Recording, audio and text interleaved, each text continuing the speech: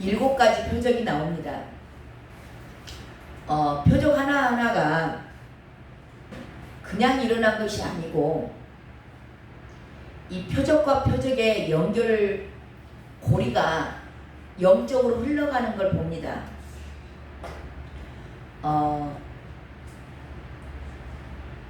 이 요한복음을 기록한 사람이 사도 요한이잖아요. 이 사도 요한은 아마 의도적으로 어떻게 영적으로 주님께서 성도들, 제자들을 인도해 가시는가, 그것을 말씀에 기록을 하면서도 아주 세밀하게 이런 뜻이 있었구나, 그렇게 깨닫게 되는 오늘 계시의 영이 열려지시길 주님의 이름으로 축원합니다. 주님 열어주시옵소서. 듣고 깨닫고 머무는 자가 아니고 주님께서 어디로 인도하든지 순종하는 믿음의 열매를 맺기를 원합니다. 하나님 허락하여 주시옵소서. 첫 번째 표적은요, 물이 포도주로 변하죠. 이게 요한복음의 첫 번째 표적입니다. 이 변화되는 것을 보여주시는 거죠. 그러면서 보고 믿으라는 겁니다. 이게 저와 여러분에게 주시는 체험적인 만남이에요. 저와 여러분의 처음에 주님을 만났을 때 우리의 삶 가운데서 일어났던 기적 같은 일들, 정말 하나님이 하셨네 라고 인정할 수밖에 없는 일들이 저와 여러분 안에서, 주변에서 일어난다는 거죠. 자, 그걸 왜 보여주시냐? 제가 저에게 보여줬던 걸 많이 간증을 했잖아요. 근데 왜 이런 걸 하나님께서 우리의 주변에서 일으키시는가? 예수님이, 네가 믿는 예수님, 그분이 통치자야. 온 우주의 만왕의 왕이야. 그분이 너의 구원자야. 그분은 평강의 왕이고 그분은 다시 오셔. 근데 다시 오실 때는 심판주로 오셔. 그분을 너희들이 믿어. 그분이 너의 아버지야. 그분이 너를 보호하실 거야. 그러면서 이 표적을 보여줌으로 말미암아서 이 체험적인 신앙입니다. 체험적인 신앙을 통해서 그분을 믿고 따르라는 겁니다. 그분을 인정하고 그분께 의지하고 그분을 바라보고 오직 그분만 바라보고 성장하기를 원하시는 겁니다. 이게 중생의 과정이에요. 중생. 신학적인 용어가 나오면 이제 어렵게 생각하는데 이것보다 중생이라고 합니다. 하나님을 니고데모에게 얘기했던 그 다음에 그 가나의 표적을, 가나에서 물이 포도주로 변하는 그걸 보여주시고 그 다음에 바로 나오는 말씀이 뭐였냐면 니고데모와 나눴던 그 대화 가운데 거듭남입니다. 이게 중생이라고 해요. 이 중생 보고, 체험적으로 보고, 이분이 하나님이시구나, 이분이 구원자시구나, 이분을 믿으면 되겠구나, 이렇게 거듭나는 겁니다. 이 중생의 과정을 거치고 나면 이 거듭난 거죠. 거듭나고 나니까 그 다음에 니고데모 다음에 누가 나오냐면 수가성 여인이 나옵니다. 수가성 여인에게는 주님이 기적을 나타내지 않습니다. 기적을 나타내지 않고 그냥 그 여인과는, 그 물 들어온 여인에게, 우물가의 여인과 대화를 해요. 대화는 뭐예요? 말이에요, 말. 그러니까 예수님이 하신 말이기 때문에 우리는 말씀이라고 그러는 겁니다. 그러니까 이 수가성 여인, 우물가의 여인과는 표적을 나타내신 게 아니고 말씀을 하시는 거예요. 그러니까 말씀을 하니까 이 수가성 여인이 어땠어요? 그 말씀을 듣고 예수님과의 대화 가운데 예수님께서 하시는 말씀을 듣고 변화됩니다. 전도자가 되죠. 말씀을 듣고 전도자로 변화가 돼서 수가성에 있는 교회를 부흥시킵니다. 교회를 개척해서 부흥시켜요. 자, 그 다음 단계가 지금 뭐냐면 저와 여러분도 마찬가지예요. 처음에는 표적으로 만납니다. 나타나는 현상을 보고 아, 예수님이 하나님이시네. 아, 그분이 만왕의 왕이시네. 아, 그분이 우주의 통치자시네. 아, 사람도 주관하시는구나. 그런 걸 알아가요. 그렇지만 거기에 머물러 있지 않고 그 다음 단계는 뭐냐? 말씀을 믿는 겁니다. 아멘? 수가성 여인을 통해서 얘기하고 계시는 것은 말씀을 믿는 거야. 말씀을 믿는 자들이 통째로 자기의 의지했던 것, 그동안 그것 아니면 죽을 줄 알았던 그 물동이 세상 것들입니다. 그것에 목숨 걸고 살았었죠. 그래서 그 낮 12시에 물 들어온 겁니다. 그럼에도 불구하고 그 모든 것들을 말씀을 들으니까 영혼이 살아나고, 영혼이 살아나니까 물동이를 버릴 수 있었습니다. 세상을 버릴 수 있어요. 그동안 의지했던 거 다 버려버립니다. 그리고 전도자로 거듭나요. 말씀을 믿는 신앙으로 주님은 지금 인도에 가시는 거예요. 그래서 오늘 이 방향이 뭐냐면 성장시켜가는 거예요. 믿음을 성장시켜요. 처음에는 체험적으로 만나주시면서 믿음을 주셨고, 그 다음 단계는 뭐냐? 말씀을 가지고 가는 겁니다.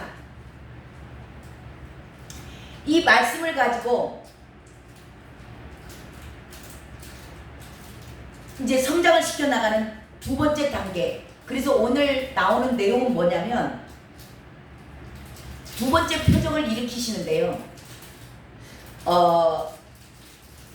이 수가성 여인에 대해서 먼저 말씀을 하시고 그 다음 두 번째 표적을 일으키세요. 그 이야기는 뭐냐면 수가성 여인에 대한 그 대화, 말씀은 이 두 번째 표적을 일으키시기 위한 전조 증상이에요. 이게 믿음의 이 신앙의 성장이 어떤 방향으로 가는가를 지금 보여주는 겁니다. 그래서 저와 여러분이 성경을 읽을 때 이 흐름을 보시면서 읽으면 아, 내가 지금 이 단계에 있구나. 아, 나는 아직도 늘 보는 것만 치중하고 있구나 하면은 아직 말씀을 안 믿는 단계예요. 늘 보여주기만 원하고 늘 나에게 나타나는 것만 내가 믿고 있다면 그건 어린아이 신앙이 되는 겁니다.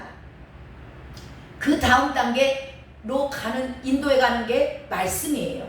자, 오늘 그것을 나누도록 합니다. 46절 읽어봅니다. 46절 시작. 예수께서 다시 갈릴리 가나에 이르시니 전에 물로 포도주를 만드신 곳이라. 왕의 신하가 있어 그의 아들이 가버나움에서 병들었더니. 네, 두 번째 표적을 나타내기 위해서 지금 배경을 설명하고 있는 겁니다. 이 배경이 뭐냐? 왕의 신하가 있었어요. 가버나움에 오셨습니다. 이 왕의 신하는 그때 당시에 헤롯 아그리파 왕의 신하일 가능성이 높죠. 그렇다면 이 왕의 신하는 로마인입니다. 이방인이에요. 이방인이고 이 왕의 신하는 귀족이죠. 지금으로 말하면 왕의 신하니까 청와대 이쪽에 그 윤석열 대통령 비서실장 그쪽에 뭐 장관들 그 왕의 신하인 겁니다. 귀족이에요. 높은 사람들입니다. 이들에게는 굉장한 위상이 있죠. 자존감이 높고, 예, 이들에게는 뭔가 늘 자기 힘으로 못할 게 없다라는 그런 권력을 갖고 있는 사람들이고 돈을 갖고 있는 사람들이고. 자, 이런 사람들이 예수 믿기가 쉬울까요? 어려울까요? 굉장히 어렵습니다. 자, 이런 사람이 아들이 병이 들었어요. 그 이야기는 뭐냐면 자기가 돈이 있고 명예가 있고 권력이 있으면 웬만한 것은 쥐락펴락합니다. 세상 것은 다 누릴 수 있어요. 자, 근데 이분에게 왕의 신하에게 가장 약점, 이분의 손으로 할 수 없는 것, 자기가 가지고 있는 세상 것으로 할 수 없는 것, 그곳이 고난으로 옵니다. 저와 여러분에게도 고난이 어떤 방향에서 오냐면 저와 여러분 안에 있는 가장 약한 점, 몸이 약하다. 그러면 몸을 통해서 고난이 옵니다. 물질에서 나는 약하다. 그러면 물질로서 고난이 옵니다. 나는 자녀들에게 좀 약해. 그러면 자녀를 통해서 고난이 옵니다. 이걸 잘 아셔야 돼요. 내 힘으로 할 수 있는 것, 내가 이 정도는 주님 안에서 믿음을 보여줄 수 있어 라는 것들로 통해서 오지 않습니다. 저와 여러분이 정말 감당하지 어려운 부분, 이것은 나에게 최고의 약점이야 하는 것, 그 방향으로 고난은 온다는 걸 기억하셔야 돼요. 자, 이 사람에게는 자녀가 가장 약한 점이에요. 근데 그 자녀가 병들었어요. 근데 보통 병이 아닙니다. 자, 심각해요. 죽을 위기에 빠져 있어요. 그게 47절에 나옵니다. 47절 읽어보세요. 시작. 그가 예수께서 유대로부터 갈릴리로 오셨다는 것을 듣고 가서 청하되 내려오소서 내 아들의 병을 고쳐주소서 하니 그가 거의 죽게 되었습니다. 자기 아픈 거, 자기에게 닥치는 고난 정도는 이 왕의 신하는 넉넉히 이겨낼 수 있는 그런 강력한 파워가 있던 사람이겠죠. 그러니까 그 사람을 건드려봐야 그 사람 뭐 돈으로 막아내고 뭘로 다 해냅니다. 그렇기 때문에 이 사람에게 가장 약점은 자녀인 거예요. 자녀를 치셨습니다. 그래서 이 아들이 거의 죽게 되었다. 위급 상황이 온 겁니다. 본인이 돈으로 해결할 수 없는 일, 내 명예를 가지고도 해결할 수 없는 일, 내가 가진 것을 토탈 다 털어도 해결해낼 수 없는 그 방향으로 고난이 옵니다. 그러니까 저와 여러분도 고난이 오면 저와 여러분의 힘으로 할 수 없는 고난이 고난이지, 저와 여러분이 내 힘으로 할 수 있는 것은 고난이라고 생각하지 않아요. 그렇기 때문에 그런 걸로는 오지 않습니다. 온다 해도 우리는 다 그거는 충분히 해낼 수 있어요. 그거는 고난이라고 말하지 않아요. 자, 이 고난이라는 것은 정말 내 힘으로 할 수 없는 거, 나는 할 수 없습니다 라고 항복할 수밖에 없는 것, 그쪽에서 나타나는 현상이에요. 이 사람에게 큰 위기가 왔어요. 이 사람은 모든 것을 갖춘 사람이고 위상이 있는 사람이고 명예가 있는 사람이기 때문에 이 사람은 이 아들이 아니고서는 도저히 주님 앞에 나오지 않는 사람이에요. 그렇기 때문에 가장 약점인 아들을 치신 겁니다.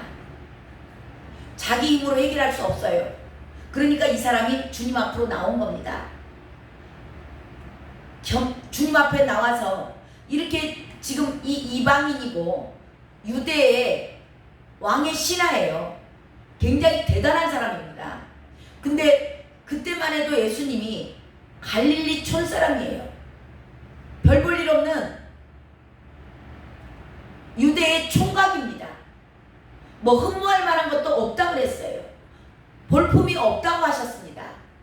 그런 예수님 앞에 이분이 나올 수 있는 동기는 뭐냐? 위기입니다. 고난입니다. 위급한 상황이 닥쳤어요. 그러니까 자기 자존심이 중요해요? 내 자식이 죽어가는데 낮아질 수밖에 없는 그런 상황이 열어졌습니다. 그러니까 비로소 예수 그리스도의 예수님의 소문을 들었어요. 또 그분이 오셨다는 얘기를 들었습니다. 그러니까 비로소 이 겉옷 자기 신분을 벗은 거예요. 고난 앞에서 자기 스스로 할 수 없다라는 걸 인정한 겁니다.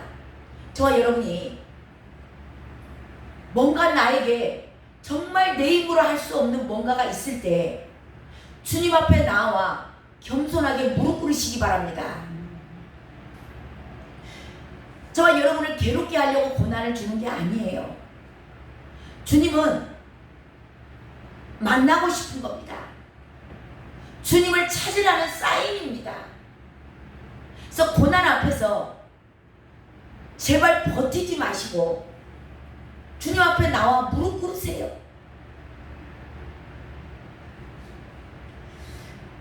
인간의 강팍함이 자기 체면 때문에, 자존심 때문에, 그 교만함 때문에 이렇게 하지 않으면 주님 앞에 안 나와.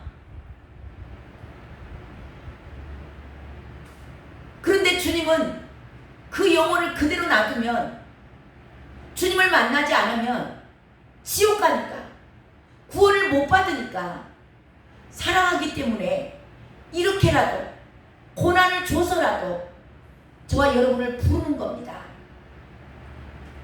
내가 생명이다. 내가 길이다. 나에게 나와. 내가 너에게 생명을 주리라 하시는 주님의 음성 들으시기 바랍니다.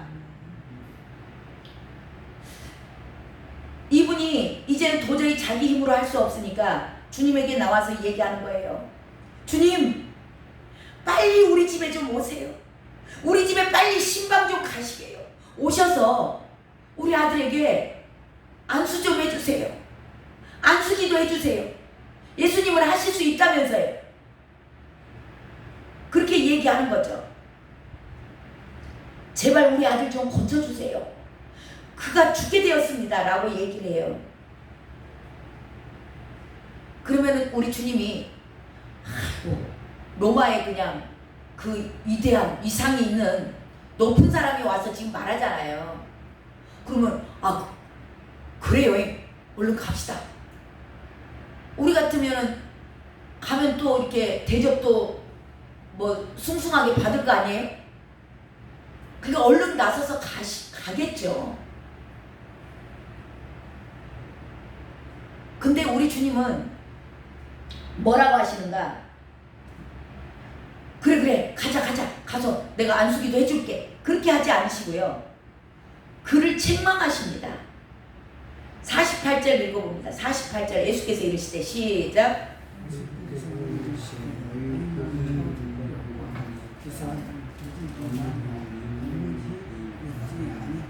예수께서 이르시되 너희는 표적과 기사를 보지 못하면 도무지 믿지 아니하리라. 왜 책망을 하시냐면 이 사람은 예수님한테 나오기 전에 예수님이 하시는 것을 보고 들었어요. 예수님이 말씀하시니까 귀신이 떠나가고 벙어리가 말을 하고 죽은 자가 살아나는 거 소문을 들었고 봤습니다. 근데 그럼에도 불구하고 이 사람이 지금 주님에게 뭘 요구하세요? 자기 집에 가자는 겁니다. 가서 우리 아이에게 손을 얹고 기도해달라는 겁니다. 보여달라는 거예요. 그런 이 왕의 신하를 주님은 책망하세요. 근데 이방인 중에 굉장히 믿음을 칭찬했던 사람이 오늘 여기에는 안 나오는데 다른 복음서에 가면은 백부장이라는 사람이 나옵니다.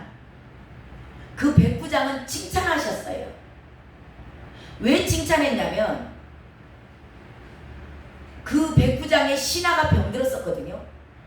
백부장의 신하가 병들었는데 예수님이 그 신하를 고쳐주기를 요구하셨을 때 예수님이 그래 가자 하고 나섰어요.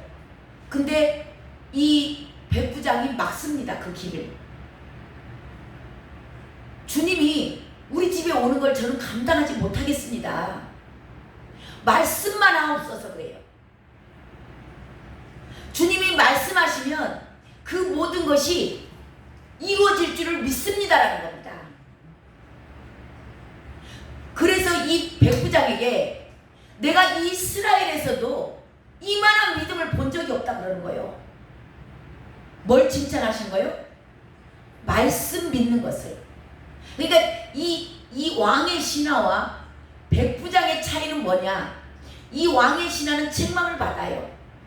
근데 백부장은 칭찬을 받았던 이유가 뭐냐면 백부장은 주님이 오시지 않아도 주님의 그 체험적인 신앙이 보여주지 않아도 그냥 말씀하시면 낫는다는 겁니다. 이루어진다는 걸 믿는 거예요. 근데 이 왕의 신하는 와서 보여달라는 겁니다. 여전히 어린아이 신앙이에요. 체험적으로 뭔가 주님이 움직이시기를 원하는 거죠. 이게 다른 겁니다. 주님이 오늘 저와 여러분에게 믿음을 인도해 가시면서 여전히 아직도 너는 보여주는 것만을 원하냐? 그런 자를 책망하시는 겁니다.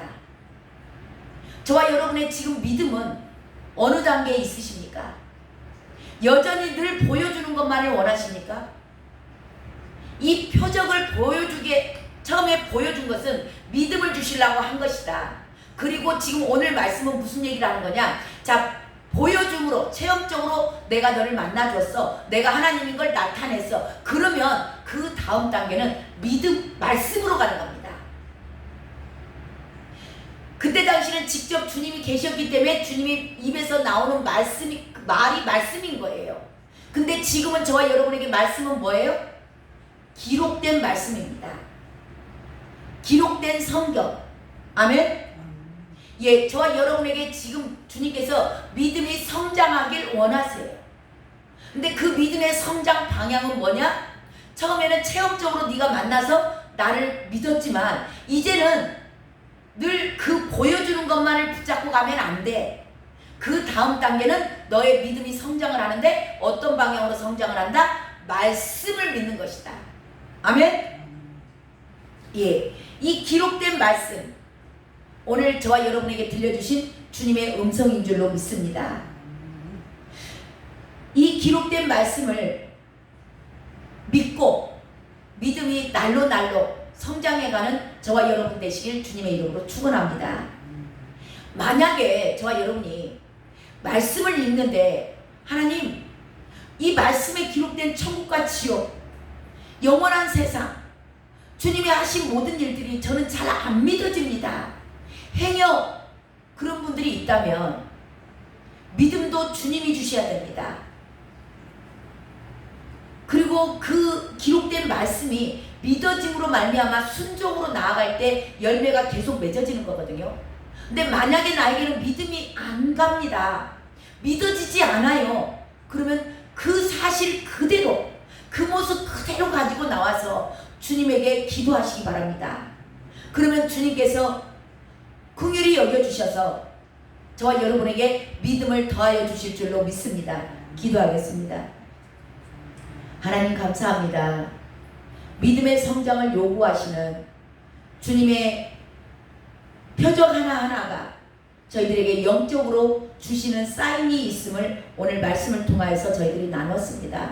하나님, 저희들에게 말씀을 너희들이 믿고 말씀으로 인도받기를 원하시고 말씀을 통하여서 저희들과 인격적으로 만나주시고 말씀의 뿌리를 깊이 내리고 그런 자들이 심지가 견고하여서 마지막까지 흔들리지 않기 때문에 주님께서 말씀으로 인도해 가시는 내용을 오늘 주님께 저희들에게 말씀하여 주심을 감사드립니다. 하나님, 저희들이 말씀에 오늘 또 뿌리를 깊이 내리는 자 되게 하시고 그 말씀이 믿어지게 하여 주시사 말씀에 기록된 모든 것들을 하나님 행하며 그 말씀으로 저희들 치유받고 그 말씀으로 우리들의 죄를 깨닫고 말씀을 믿어짐으로 말미암아 끝까지 승리하는 복된 자들 될 수 있도록 오늘도 함께하여 주시옵소서. 그렇게 인도하실 주님께 모든 영광 올려드리며 존귀하신 예수 그리스도의 이름으로 감사하며 기도드렸습니다. 아멘. 우리 이 시간